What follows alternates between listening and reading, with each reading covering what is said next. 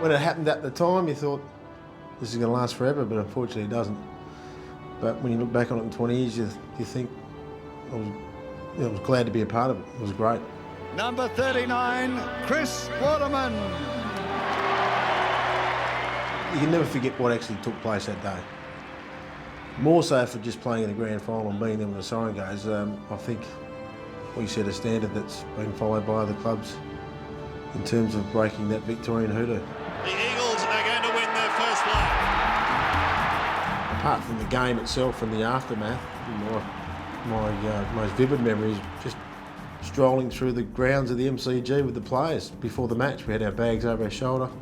We walked across the road, down through the crowd, and we just walked as one, walked around the other side of the MCG and absorbed the atmosphere. And not everyone was coming to the ground then. That would have been about 12 o'clock, but I think a lot of people were surprised that we were just strolling down through the park to the game. We're the grand final team, and here we are just having a...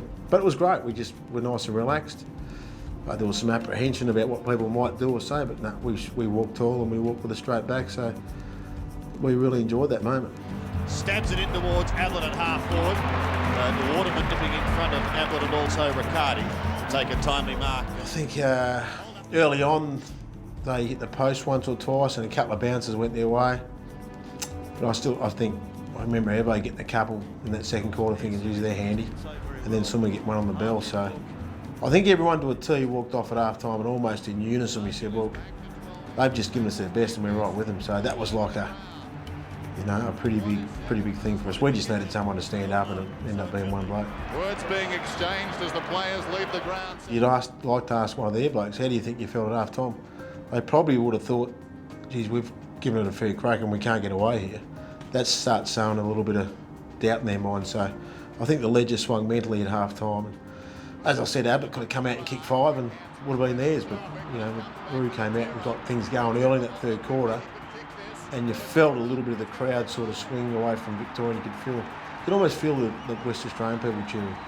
Of course, Roo's goal was a pretty special one, so I think one of them got us in front, and I think we just sort of, like Summer started hitting the scoreboard and things just rolled on from there. Matera sets sail for home, and the Eagles hit the front. I remember a couple of days afterwards having a beer with Louis, and we'd grown up schoolboys and that, and you almost had tears in your eyes once all the dust had settled and we got away from the crowd and had a few beers together. We just sort of realised what had just happened. Not just only won the AFL Grand Final, but we were the first team out of Victoria to actually take it. So we knew we were a special part of the history in Australian rules football. The West Coast Eagles, Premiers 1992.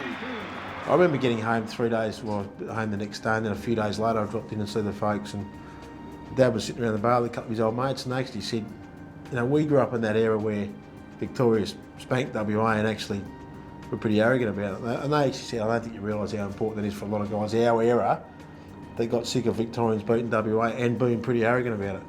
I think they all felt pretty vindicated that, there you go, cop back.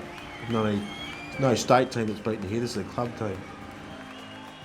We celebrate every premiership you can get because they're so hard to win, but this first one I think is going to be celebrated for forever and a day as the one that sort of opened the door to this is what's achievable.